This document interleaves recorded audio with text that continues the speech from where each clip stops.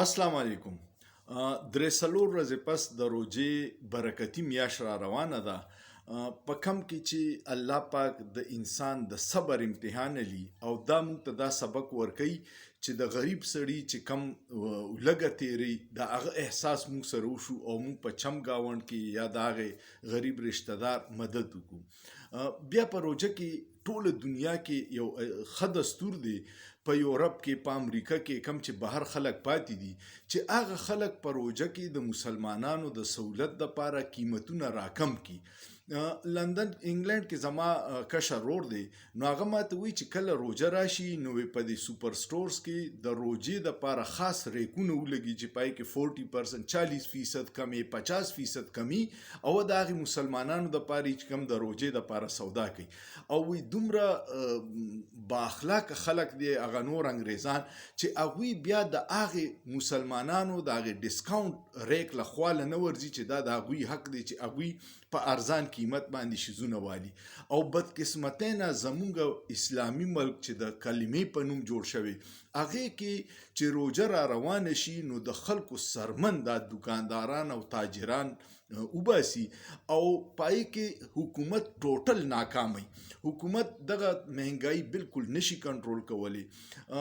دغه تاجران چې کم د خلکو نه د روپۍ شي په 300 خرڅوي او هغه بیا په طب چې وګوري چې د مانځه وخت شي نو منډه به وي په جومات کې به په صف کې د ټولو مخکې ولاړي، یا به دغه غټ تاجران په شلمه روژه باندې بیا مکې ته ځي عمرې لا چې یاره د آخري ورځې به په خانه کعبه کې تیرو او دلته کې د خلکو نه سرمنې وباسي. نو دا زمونږ د منافقت رویه ده.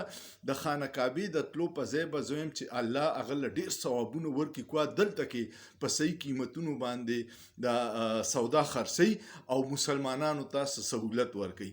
په دې بوټ بازار کې یو سیکو هغه به د روژې په میاشت کې بالکل 1 روپۍ نه ګټل او خلکو له به په هغې قیمت باندې سودا ورکوله چې په کم به غریب راوړی وه، هغه هم تیر کال چا په دوکان کې وویشتو او مړې کو.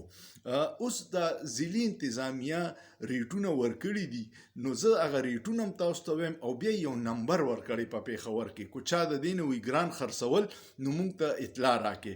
دا ریټونه ډېر د خندا په دې دي چې نن ما کتل غوښه په 100 روپۍ کیلو ده او دوی ریټ ورکړی 200 نو آیا دوی نن نشي خپل اتارټي منواولی ضلعي انتظامیه؟ نو په روژه کې به یې څه منواو کړي؟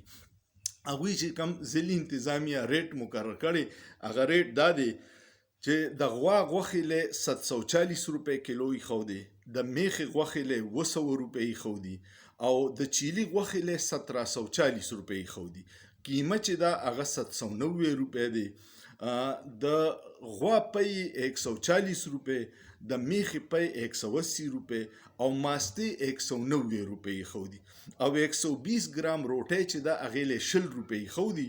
او بیا وی کو چرې دې نه څوک ګران خرڅوي نو یو نمبر یې ورکړی دی د سرکاري، دا نمبر ځان سره نوٹ کې او هر سړی ورته فون کوي چې په کم دکان کې په کم مارکیټ کې ګران خرڅیږي.